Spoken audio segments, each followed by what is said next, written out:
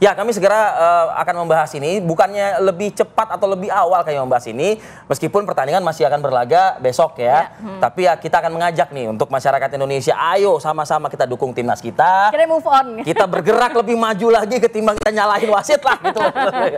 Kita harus menyiapkan mental, strategi, Betul, fokus kita untuk pertandingan berikutnya Indonesia melawan Cina. Pagi hari ini sudah ada Mas Adiani, pengamat sepak bola yang akan mengulas lebih dalam begitu ya. Selamat pagi Mas Adi. Selamat pagi Mas Adi.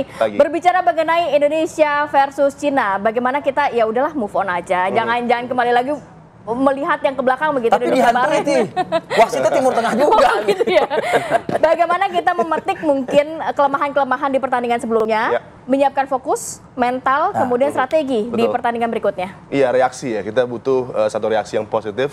Dan bagaimana tentunya perbincangan dari coaching staff dengan para pemain harus begitu intens karena penghujung laga kemarin tentunya kurang enak untuk kita ingat dan harus langsung diiris dari memori para pemain dan move on karena turnaround match-nya sangat dekat. Ini menjadi keuntungan juga karena bisa langsung bereaksi di hari esok menghadapi Tiongkok dengan potensi kita untuk meraih kemenangan. Jadi berarti masih panas, masih semangat begitu ya. Betul sekali. Nah kan Cina menghadapi ini, kalau kita bicara data dari sekian pertandingan ya 10 Cina menang lawan Indonesia, kita cuma menang 2 kali, sementara 2 lainnya itu seri ya kalau nggak salah begitu. Ya, ini menjadi keadaan yang harus kita ubah menjadi satu juga tujuan kita esok ya untuk bisa meraih hasil positif di Qingdao. Memang tidak mudah, segala daya upaya dari Tiongkok akan dicoba. Mungkin juga dark art seperti Bahrain juga.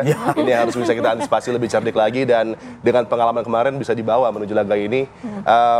Sama dengan konsep high press dari lawan yang harus bisa kita cermati dengan lebih bijak ya. Karena kemarin sempat di awal laga begitu kesulitan timnas untuk bisa mengakali high press dari Bahrain, tapi tentunya sudah ada solusi-solusi yang akan ditawarkan oleh tim pelatih dan persiapannya sudah optimal, terbang sangat cepat menuju ke Qingdao juga menjadi hal yang sangat positif, bahkan tiba lebih cepat dari tim nasional Tiongkok sendiri. Juga lebih dulu. Bisa bersiap, bisa menyesuaikan diri dengan keadaan di Qingdao dan saya pikir esok yang akan menjadi outcome-nya adalah hal yang positif buat Indonesia. Apa mungkin catatan Mas Adi kalau bicara soal kesebelasan Cina ini Mas gitu loh. Apa karena bermain cepat atau adu strategi itu seperti apa? Iya, bagi Tiongkok mereka punya konsep untuk bisa bermain direct ya. Kita lihat bagaimana gol dari Tiongkok menghadapi Australia dengan long pass dari penjaga gawang menuju ke pemain depan mereka, kemudian flick on-nya dimanfaatkan dari para pemain sayapnya. Ini yang menjadi keunggulan mereka, physicality yang akan digunakan oleh frontman mereka coba untuk dihadang dengan kita sudah punya back three terbaik. Back three yang menurut saya sekarang di Asia top 5. Dengan adisi dari Mace Hilgers akan meningkatkan lagi kualitas. Memang Jordi Amat masih diragukan, tapi tentunya penggantinya Darius Rido dan baik itu Itzes, Rido maupun juga Hilgers akan menjadi 3 pemain yang begitu vital ya untuk zona pertahanan. Kira-kira line up yang akan diturunkan di pertandingan Indonesia-Cina, apakah cukup kuat dan juga tangguh untuk melawan pemain-pemain Cina? Saya pikir ya, karena kalau kita melihat bagaimana Tiongkok di grup ini mereka struggle, mereka juga dengan goal difference minus 10, memang pertahanan mereka tidaklah yang terbaik. Tapi mereka punya keuntungan bermain di Qingdao. Ini menjadi keuntungan yang harus bisa kita mentahkan ya. Dan kalau kita lihat line up dari laga kemarin, sepertinya tidak akan terlalu banyak changes yang akan dilakukan oleh Shin Tae-yong. Mungkin ada rotasi di posisi Malik Rizaldi dengan penyegaran di sana, bisa ada Witan, bisa ada Marcelo Ferdinand. Karena pergantian pemain dari Shin Tae-yong di laga menghadapi Bahrain juga begitu positif ya, sehingga itu mengakali bagaimana tim kita bisa lebih agresif di babak kedua, dan itu yang terjadi dengan melajukan momentum gol dari Ragnar Ormangun ya di babak pertama. Ini yang harus bisa dicegah adalah bagaimana kebobolan tidak boleh terjadi di awal. Dan kita tahu juga bahwa Tiongkok sempat unggul terlebih dahulu ya dari Australia. Ini menjadi satu keadaan yang harus bisa, lagi-lagi pertahanan kita, lini tengah kita harus solid untuk bisa memberikan yang terbaik di 15 menit awal.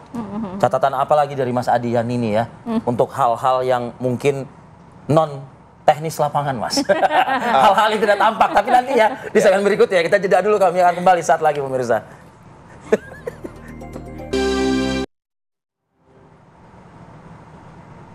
Ya, kembali lagi di Apa Kabar Indonesia Pagi. Saya ingin langsung ke Mas Adian nih. Mas Adi, apa hal-hal yang perlu juga mungkin diantisipasi ya Mas ya? Dalam artian mungkin ya, kalau tadi kita kan sudah di segmen sebelumnya mengulas line up, lalu juga kesiapan tim dan lain sebagainya. Nah, ini yang non teknis lapangan apa nih Mas yang non teknis?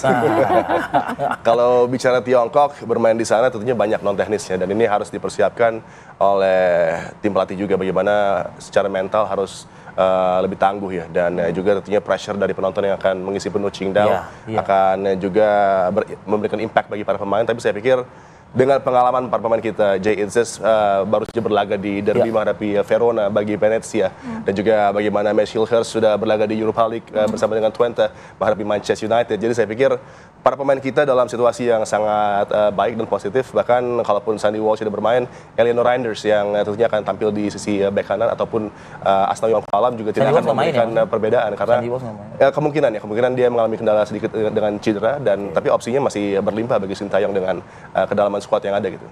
Kabarnya juga kalau untuk pemain Cina sendiri, Mas Adi melihatnya juga ada beberapa pemain yang masih mengalami cedera. Ini bisa menjadi suatu celah buat Indonesia nggak sebenarnya? Ya, kalau Tiongkok dengan roster mereka sekarang sebenarnya 1 dari 11 kita akan lebih unggul di atas kertas. Tapi tentunya dengan pengalaman mereka dan bagaimana mereka juga memiliki intensi untuk memperbaiki keadaan di klasemen sementara grup C, tentunya ini harus diwaspadai juga. Bukan tidak mungkin ada kebangkitan dari Tiongkok yang harus bisa kita cermati dengan lebih baik gitu kan. Dan saya pikir persiapan yang cukup ini akan membuat tim lebih siap, dan ada satu kesempatan yang luar biasa. Kalau bisa meraih 3 poin, maka akan luar biasa nih peluang kita untuk bisa meramaikan persaingan di top 4 ya.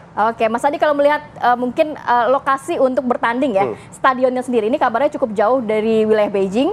Bahkan untuk supporter Indonesia dihargai juga cukup mahal untuk tiket, cukup mahal dibandingkan saat Cina melawan Thailand. Apakah ini juga menjadi salah satu cara begitu strategi dari Cina yang non teknis untuk membuat Indonesia nantinya bisa kalah? Ini Rati mau ngomong, ini strategi Cina curangi Indonesia gitu maksudnya. Segala cara akan dipakai oleh tim tuan rumah gitu kan, dengan membeli venue yang mungkin juga tidak terlalu nyaman dari segi traveling, tapi bagaimana tim kita dan tentunya dari manajer hingga ke Pak Erik begitu detail ya untuk mempersiapkan yang terbaik dari segi kenyamanan para pemain.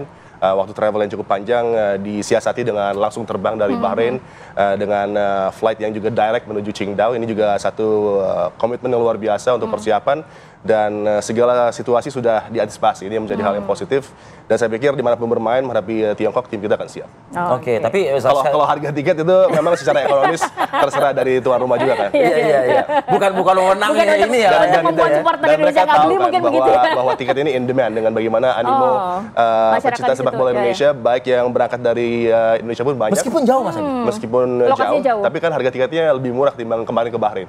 Itu yang menjadi pertimbangan dari teman-teman supporter yang berangkat dari Indonesia, dan ini membuat tentunya atmosfer nanti di Qingdao juga. Mas Adi juga menjalin komunikasi dengan teman-teman supporter atau gimana? Ada beberapa teman yang mereka tetap juga masa bodoh lah gitu. Masalah ya. Dan memang sudah mempersiapkan. Karena tiketnya hampir selisih 70% ya dari harga tiket ke Bahrain. Oke, nih bicara soal pemain lagi nih Mas Adi. Bicara soal Bahrain, mereka ya cukup memanfaatkan potensi-potensi pemain lokal mereka kan begitu kan. Nah, kalau Cina ini kabar juga mengambil naturalisasi juga pemainnya kan? Iya, ada Fernandinho ya di sektor tekanan mereka di lini serang, dan ada juga misalnya Browning di zona pertahanan, mantan pemain muda dari Everton yang juga pernah memiliki caps di England Under 21, tapi sekarang memperkuat timnas Tiongkok ya. Jadi memang ada beberapa naturalisasi yang asalnya banyak dari Brazil. Dalam catatan Mas Adi ada berapa tuh? Ada sekitar. Karena di Liga Tiongkok mereka banyak menggunakan talenta muda dari Brazil juga. Jadi di tim ini ada sekitar langsung Brazil ya. 3-4 pemain yang merupakan naturalisasi. Nah, ini akankah berpengaruh ke performa permainan timnas kita nanti gitu? Melihat ada pemain Brazil dan lain sebagainya gitu. Tidak berpengaruh karena kita punya pemain yang lebih hebat. Bahkan kita dengan Saudi pun. Kita harus optimis dan percaya kita diri. punya pemain yang berlaga di level A dari kompetisi Eropa gitu kan. Eredivisie, Serie A, ada juga di Championship Division, sedangkan Tiongkok tidak memiliki itu. Saudi pun hanya punya Saud yang bermain di Roma. Jadi dari segi pengalaman bermain dengan menit bermain di Eropa, ini akan memberikan impact yang memang dahsyat. Martin Paes pun adalah top 2 goalkeeper di MLS. Ya, kita harapannya bisa membobol gawang Cina begitu ya. Tapi kalau kualifikasi Piala Dunia, nantinya setelah Indonesia kemarin imbang melawan Bahrain, harapannya menang melawan Cina, nantinya akan seperti apa stepnya? Nasibnya akan seperti apa? Iya, akan ada tantangan dengan hadirnya Jepang ya nanti ke GBK. Sepertinya akan menjadi lawan terberat di grup ini. Di home tapi ya, di home ya. Di home. Jepang adalah tim yang masih memiliki rekor sempurna, menghancurkan Tiongkok 7-0, dan mereka punya pemain-pemain yang luar biasa. Dari mulai Mitoma hingga ke Minamino, adalah bintang-bintang yang sudah begitu established ya di Eropa juga. Jadi kita punya rekor terakhir kalah 3-1 dengan Sandy Walsh menciptakan gol di Piala Asia. Tapi kali ini kita punya beberapa amunisi baru yang harapannya bisa lebih mendekatkan kita dengan kualitas yang luar biasa dimiliki oleh tim Jepang. Salah satu tim yang paling elit lah di dunia dan juga di Asia gitu. Jadi Mungkin untuk meraih kemenangan masih menjadi mimpi, tapi segala sesuatu bisa terjadi dan saya pikir menghadapi Jepang kita punya sekarang kesempatan yang lebih besar untuk melukai mereka. Karena bermain di kandang kita sendiri bermain kan. di kandang, ada si pemain yang ada juga, kita harapkan semuanya fit gitu yang kan. jauh sudah lebih berbeda dengan angka 3-1 kemarin itu kan. Harapannya ya. Iya kan? Ya. Nah, kemungkinan imbangkah dengan Jepang gitu misalnya nanti. Itu menjadi result yang luar biasa bagi sepak bola Indonesia kalau bisa meskipun mustahil gitu. Jepang. Mungkin ya, tapi kita melihat bagaimana perkembangan tim kita dan bagaimana aksi-aksi mereka dalam laga-laga menghadapi Saudi misalnya di Jeddah tampil begitu impresif dan juga bagaimana di GBK menghadapi Australia kita lihat bagaimana sekarang sistem pertahanan kita begitu compact dan ketika build up para pemain semua percaya dengan kemampuan individu. Ini juga yang akan sangat penting menghadapi Tiongkok ya, karena dengan high press dari Tiongkok, kemampuan dribble dari zona pertahanan untuk build up sangat penting, dan juga dua gelandang Yener dan Tom Hai kalau ditampilkan juga akan mendapatkan situasi-situasi di mana mereka bisa menciptakan peluang, karena di area sentral ini akan menjadi duel yang menarik. Kalau kita unggul di sana, kita akan mampu untuk menekan Tiongkok di awal laga, dan juga tentunya pergerakan in behind yang sangat penting dari para pemain depan. Strike sudah membuktikannya kemarin. Mungkin berapa dari Mas Adi nih? Lawan Cina dong. Lawan Tiongkok cukup dengan kemenangan 1-0 ya. 1-0 ya? Ya. Dan bisa lah itu kan? Sangat bisa. mungkin. Sangat mungkin. Luar biasa. Oke, terima kasih banyak. Satu lagi dong, satu Apa lagi. tuh? Ini titipan yang emang nggak bisa move on juga dari yang namanya wasit ini nih, gitu kan. Oke. Menjadi PR nggak dengan yang namanya wasit Timur Tengah dalam ajang Indonesia lawan Cina ini? nantinya. Kembali satu reputasi sudah dimiliki oleh wasit-wasit dari Asia Barat ya, dan harapannya tentunya tidak akan terjadi lagi hal yang mungkin akan merugikan tim kita, dan saya pikir kalau tidak salah Al Ahly dari Uni Emirat Arab akan menjadi referee, dan yang kita harapkan adalah dia bisa menjadi pengadil yang baik dan menjalankan tugas dengan baik, karena ada pressure, ada tekanan luar biasa sejak pre-match yang tentunya juga akan diberikan oleh tim tuan rumah yang haus kemenangan ya. Jadi tentunya ada tekanan-tekanan non teknis yang akan terjadi, dan saya pikir referee harus punya karakter, harus kuat juga, dan tidak terpengaruh dengan aspek-aspek di luar pertandingan. Dari Arab Saudi ya? Dari Uni Emirat Arab. Oh sorry, dari Uni Emirat Arab ya. Oke. Baik, harapannya Indonesia menang lawan Cina. Ada masjid kita kan kalau nggak salah di Solo tuh kan ya, Uni Emirat Arab ada masjid kita loh situ loh. Iya kan? Namanya usaha ya Mas Adi. Beda. Terima kasih banyak Mas Adi ini sudah hadir pada pagi hari ini. Sehat selalu. Terima kasih Mas Adi. Assalamualaikum. Terima kasih.